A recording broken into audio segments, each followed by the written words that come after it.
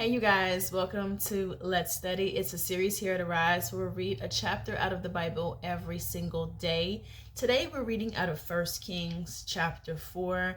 And I want to tell you to go over to KandiNicoleArise.com and get a copy of your Bible study along to help you dive deeper into the Word today.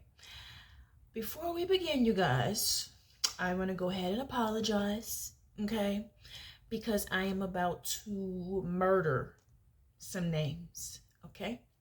So just come along with me while I murder these people's names, and let's get to the basics of the message. All right, y'all? All right. So in my book, it is labeled Solomon's Officials. King Solomon reigned over all Israel, and these were his officials. Arizan, son of Zakak, priest, son of Shehida, secretaries, Jehoshaphat, son of Adua, court historian. Benjaniah, son of Jehoiada, in charge of the army. Zakath and Abirai, priest. Arizana, son of Nathan, in charge of the deputies. Zebun, son of Nathan, a priest and an advisor to the king. Abishar, in charge of all the palace. And Arthurmahan, son of Anana, in charge of forced labor. Solomon had 12 deputies for all of Israel. They provided food for the king and his household. Each one made provisions for 1 month out of the year. These were their names. You can go read. Yeah, you can go read their names, okay? It's a whole bunch of men and all their names, okay? A few of these men were actually married to Solomon's daughters, 2 of them, all right?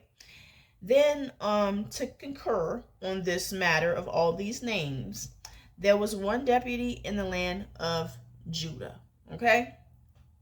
Now, here's what Solomon did. Solomon established a government. Yes, he's king, but he went ahead and established himself a government. He delegated. He did a good job. He does what bosses do. Delegate the work. Each one of these men were basically in charge of certain areas, and these men had to bring basically Solomon enough food and provision for 1 month out of the year. So let's continue to read over here about Solomon's provisions. Oh, you thought his provisions was gonna be a little something, just a little something? Let's read about these provisions. Judah and Israel were as numerous as the sand of the sea. They were eating, drinking, and rejoicing. Solomon ruled all the kingdoms from the Euphrates River to the land of the Philistines, as far as the border of Egypt. They offered tribute and served Solomon all the days of his life. Solomon's provisions for one day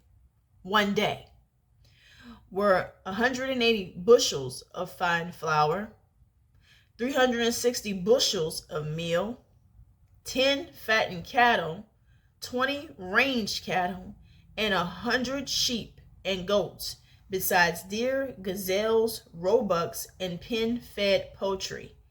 He had dominion over everything west of the Euphrates from Tishar to Gaza, and over all the kings west of the Euphrates. He had peace on all his surrounding borders throughout Solomon's reign. Judah and Israel lived in safety from Dan Beersheba, each person under its own vine, his own fig tree. Solomon had 40,000 stalls of horses. Let's repeat that again. Solomon had 40,000 stalls of horses for his chariots and 12,000 horsemen. Each of those deputies for a month in turn provided food for King Solomon and for everyone who came to the King Solomon's table. They neglected nothing. Each man brought the barley and the straw for the chariot teams and the other horses that required that is needed for King Solomon. But it seemed to be no problem because these people were doing well in this time, if you didn't catch on to that. When they talk about each one of them being able to sit underneath that tree, they're talking about basically them having more than enough. okay? These people had more than enough. This was a very prosperous time for these people, and there was a lot of them, as numerous as the sea. A lot of people. Remember all them ites? Well, they multiplied even some more. You know what I'm talking about.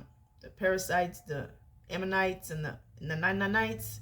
Oh, there was a whole bunch more knights, I guarantee you. Okay? As numerous as the sea. And that was a lot of provisions, you guys. It's a lot of horses.